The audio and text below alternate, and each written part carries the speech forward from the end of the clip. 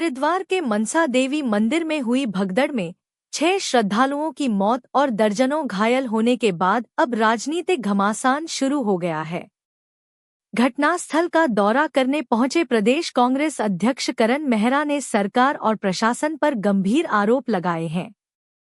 मेहरा ने कहा कि भीड़ प्रबंधन पूरी तरह फेल रहा और सरकार धार्मिक आयोजनों को सिर्फ वोट बैंक के रूप में इस्तेमाल कर रही है। करण मेहरा ने दावा किया कि मंदिर परिसर में करंट फैलने के सबूत उनके पास मौजूद हैं।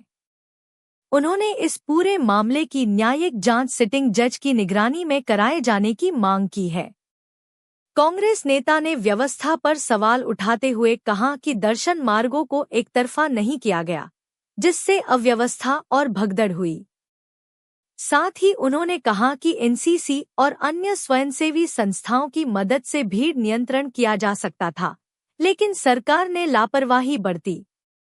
कांवड़ यात्रा को लेकर भी करण मेहरा ने चिंता जताई। उन्होंने कहा कि कांवड़ में बिना जांच बड़ी मात्रा में जल लाया ले जाया जा रहा है, जिससे सुरक्षा खतरे में पड़ सकती है। उनका आरोप है कि आतंकी भीड़ में घुल मिल सकते हैं अगर सरकार ने सतर्कता नहीं बरती। हालांकि सरकार की ओर से अभी तक कोई आधिकारिक बयान नहीं आया है, लेकिन प्रशासन ने मजिस्ट्रेटी जांच के आदेश जरूर दे दिए हैं। अब देखना होगा कि इस हादसे की जांच में क्या सामने आता है और क्या कांग्रेस के आरोपों पर सरकार सफाई देती है या नहीं। दुखद घटना है और कोई जब हताहत होता है तो वो अच्छी घटना कैसे हो सकती है, लेकिन चिंताजनक है क्योंकि शासन और प्रशासन बिल्कुल भी इसमें चूक किया हुआ है। पुलिस को मैं इसलिए दोष नहीं देता क्योंकि पुलिसकर्मी अधिकतर जो है चुनाव ड्यूटी में थे, लेकिन ये प्रशासन का काम था कि व्यवस्थाएं करता और ये ध्यान दिया जाना चाहिए था कि एक मार्ग से जाने का हो, एक मार्ग से आने का हो और वहाँ वॉलंटियर्स काम करें।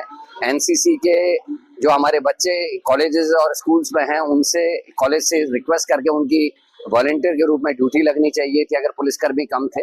और कहीं ना कहीं अराजकता को रोकने की जरूरत है। आज सरकारें जो हैं धार्मिक आयोजनों को वोट बैंक की तरह देख रही है, वो गलत है। पुलिस को जो अराजक लोग हैं उनके खिलाफ कार्रवाई करने से रोका जा रहा है। कांवड़ पहले से धनुष की तरह चलती थी, कंधे में रखे तो कोई परेशानी नहीं होती थी।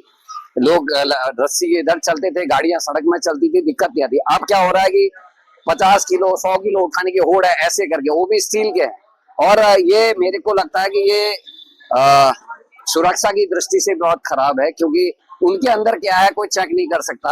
हो सकता है उसका जल हो सकता है कुछ और हो, और कभी कोई आतंकवादी उसका लाभ उठा सकता है। तो ये कहा जाना चाहिए कि ट्रांसपेरेंट हो और एक लिमिट होनी चाहिए। जैसे साउंड के लिए लिमिट है, कांवड़ की हाइट के लिए लिमिट है, वैसे इसके लिए भी लिमिट होनी चाहिए। इतना वजन होना चाहिए और ट्रांसपेरेंट मतलब जो प्लास्टिक के हैं वो और टाइम ना करे, लेकिन इस समय अलाउ किए जाने चाहिए ताकि दिखे कि इसके अंदर जल है या क्या है। आपने देखा हुआ अचानक कांवड़ के टाइम पे चरस बेचने वाले ज्यादा संख्या में पकड़े। काशीपुर में 1-1.5 किलो के संग पकड़ा गया।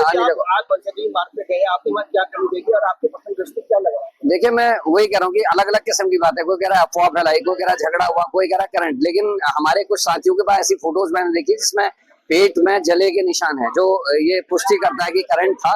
वो मीटर जहाँ पर लगा हुआ था वहां आज मीटर नहीं है। वो तार पकड़ के चढ़ने की कोशिश हुई, जो वहां के लोग बता रहे हैं।